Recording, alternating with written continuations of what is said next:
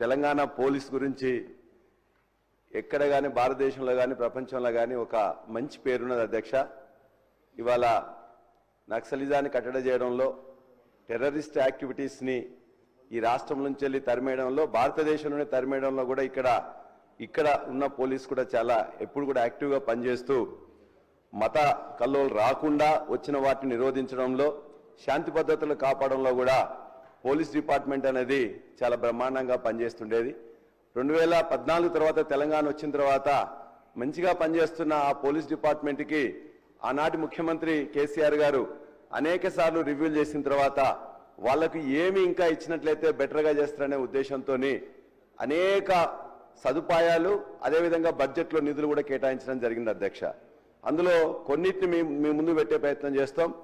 ప్రపంచంలోనే ఎక్కడా లేనటువంటి ఇంటిగ్రేటెడ్ కమాండ్ కంట్రోల్ని 1,00,000 కెమెరాలు ఒకటేసారి చూసే విధంగా ఉండే టెక్నాలజీతో తీసుకొచ్చేసి ఇవాళ తెలంగాణలో, హైదరాబాద్లో కట్టడం అనేది అది ఒక బ్రహ్మాండమైన ఒక అగ్రెసివ్ స్టెప్ అధ్యక్ష.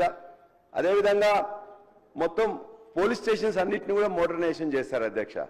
ఈ మధ్యకాలంలో నన్ను ఒక 7-8 సార్లు అరెస్ట్ చేస్తే జనగామ పోలీస్ స్టేషన్, అదేవిధంగా ఇక్కడున్న రాయదుర్గం, ఆల్వాలు, చాంద్రాయన్గుట్ట, నార్సింగి, అదేవిధంగా గచ్చిబౌలి పోలీస్ స్టేషన్లో నన్ను పెట్టింది అధ్యక్ష.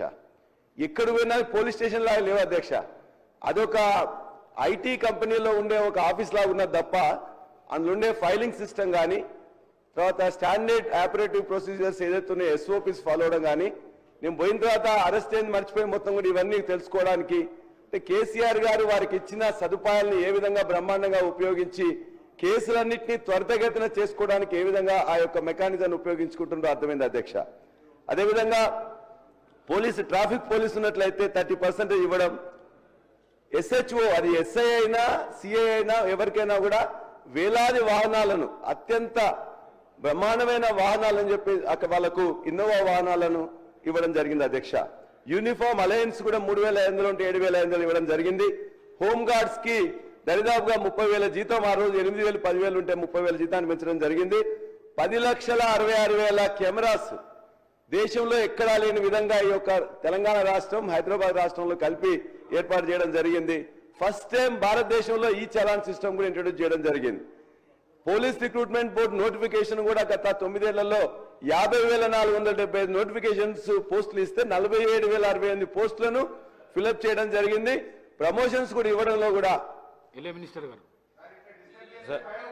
సార్, ఇప్పుడు నేను గౌరవ సభ్యులను అపీల్ చేస్తా ఉన్నా అధ్యక్ష. డిమాండ్స్ 25-26 సంబంధించింది. 2014-15 నుంచి మొదలు పెడితే